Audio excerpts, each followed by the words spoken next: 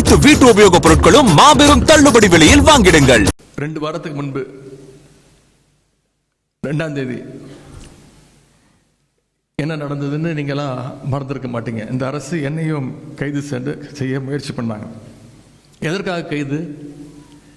டெல்டாவில் விவசாயிகளுக்கு ஆதரவாக நம்முடைய தலைவர் சொன்னதன் பேரில் தஞ்சாவூரில் போய் ஒரு போராட்டத்தில் கலந்து கொண்டு பேசினேன். கிட்டத்தட்ட 22 நிமிஷம் பேசியிருக்கிறேன். நான் கூட நான் பேசுனதை வச்சு தான் ஏதோ கைது செய்ய வந்திருக்கிறாங்கன்னு நினைச்சேன்.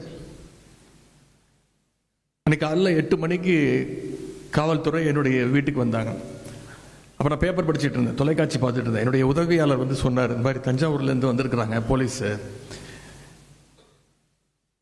நான் போய் முடிப்பட்டேன், சரி கைது பண்ண வந்திருக்கிறாங்க. நான் உடனே யோசிச்சு பார்த்தேன், நேற்று என்னெல்லாம் பேசினேன். டம்மி முதலமைச்சர்னு சொன்னேன்.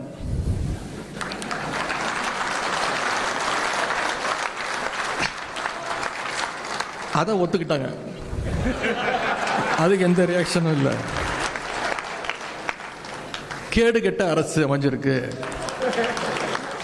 ஒரு வெக்கங்கெட்ட அரசு அமைஞ்சிருக்கு, இதெல்லாம் சொன்னேன். இதற்கெல்லாம் எந்த ரியாக்ஷனும் இல்லை. இதுக்கு தான் கைது பண்ண வந்திருக்காங்கன்னு நான் நினைச்சிட்டு இருக்கேன். என்ன சொன்னேன்?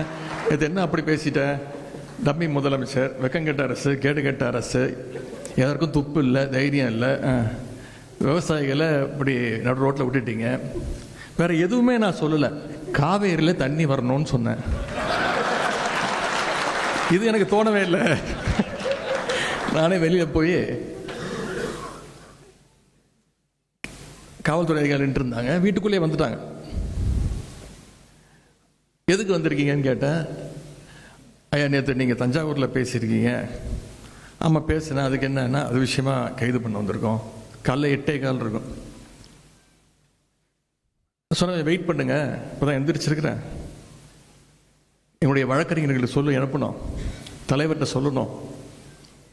வழக்கறிஞர்கள் வந்தோடனே நான் வந்து உங்களை சந்திக்கிறேன், வெளில வெயிட் பண்ணுங்க அப்படின்னாங்க. ஐயா புரிஞ்சுக்கோங்க அப்படின்னாங்க.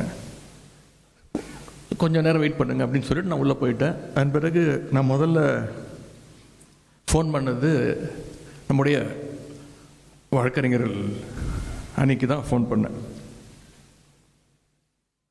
வழக்கறிஞர்களுடைய கழக நிர்வாகிகள் வழக்கறிஞர்கள் வந்தால் தான் நான் கைதாவேன் அப்படின்னு சொல்லிட்டேன். அதே மாதிரி உடனே நம்முடைய வழக்கறிஞர்கள்லாம் ஒரு 9:30 மணி 9:45 மணிக்கெல்லாம் வந்துட்டாங்க.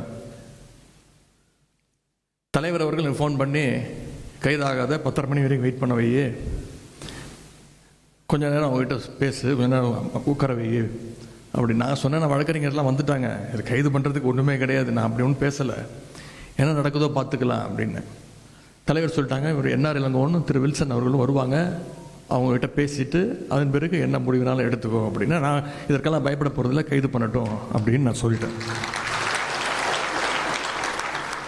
மின்னல் வேகத்தில் சென்னை உயர்நீதிமன்றத்தில் நம்முடைய வழக்கறிஞர்கள் அந்த சட்ட போராட்டத்தை நீங்கள் உடனடியாக ஆரம்பிச்சிங்க. அவ கூட கைதாகி வண்டியில் ஏறும்போது பத்திரிகையாளர்லாம் கேட்டாங்க, இந்த கைதை நீங்கள் எப்படி பார்க்குறீங்க?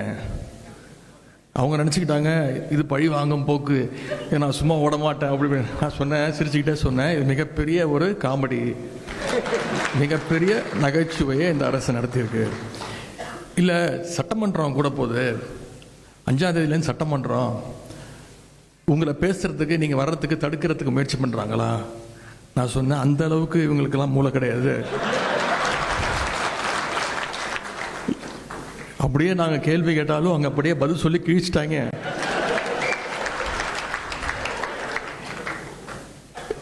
யாரு அமைச்சர்னு யாருக்குமே தெரியாதுங்க, யாரு சட்டமன்ற உறுப்பினர் இப்போ வரைக்கும் யாருக்குமே தெரியாது.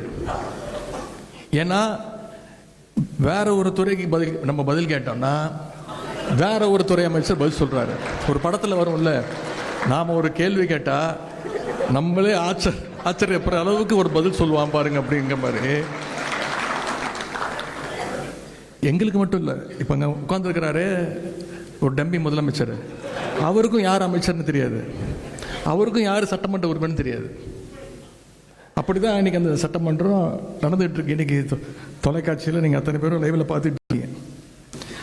பொதுவாக மற்ற இயக்கங்கள்லாம் ஒரு கைது விஷயம்னா ரொம்ப சீரியஸ் ஆயிடுவாங்க.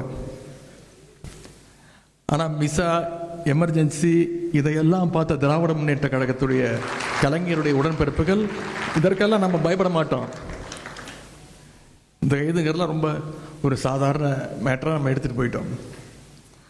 அதே மாதிரி சொல்லி அடிக்கிற மாதிரி தஞ்சாவூர் போகிறதுக்குள்ள என்னுடைய கைது நடவடிக்கையை நீதிமன்றம் மூலமாக ரத்து செய்ய வச்சதும் நீங்கள் தான். ரொம்ப முக்கியமாக ஆளுங்கட்சியே போய் கோர்ட்டில் போய் சொன்னாங்க. எதிர்கட்சி தலைவரை போய் கைது பண்ணுற ஐடியாலாம் எங்களுக்கு இல்லை, விசாரிச்சுட்டு விட்டுருவோம். நான் சொன்னேன், ஏங்க நேற்று நைட்டு தான் தஞ்சாவூர்லேருந்து வந்தேன், சொல்லியிருந்தா நான் அங்கேயே தங்கியிருப்பேன். இப்படி மக்களுடைய வரி பணத்தில் எனக்கு 2 மீட்டிங் வேற இருக்கு இன்னைக்கு, அதையும் இங்கே எடுத்துட்டீங்க. போகும்போது நான் சேகர் பாபு அவர்கள், திரு சரவணன் ஒரு ஜாலியாக ட்ரிப்பு போகிற மாதிரி தான் போனோம். ஆனால் மாசு அவர்கள்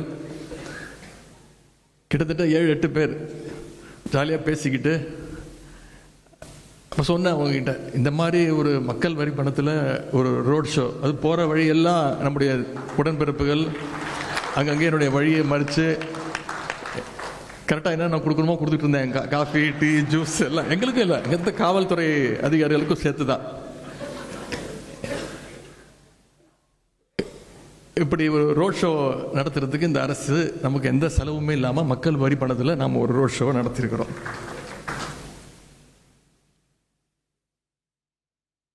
இந்த அரசுக்கு நாம் இந்த இடத்துல ஒரு நன்றியை சொல்லணும். தேர்தலுக்கு அப்புறம் கொஞ்சம் சோர்ந்து போயிருந்த நம்முடைய உடன்பிறப்புகள் இந்த